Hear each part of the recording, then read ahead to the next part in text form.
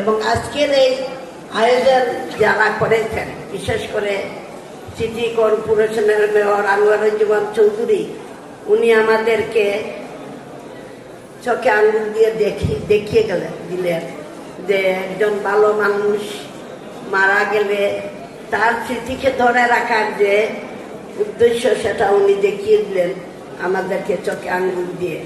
বদরুদ্দিন কামরান এমন একজন মানুষ ছিলেন, উনি এই সিলেটে পররাষ্ট্রমন্ত্রী ছিলেন আবুল মাল আব্দুল মুহিত সহ 19 জন এমপিকে উনি নাগরিক সম্বর্ধনা দিয়েছিলেন বিদেশটারি মাঠে। আমি যে বললেছ একটি নাগরিক সম্বর্ধনার একটা পেয়েছিলাম, সেটা আমার পরে এখনো আমার দরজার সামনে ঝুলানো আছে। এই মানুষটিকে আমরা কেউ স্মরণ করতে পারলাম না 60 বছর, তার থেকে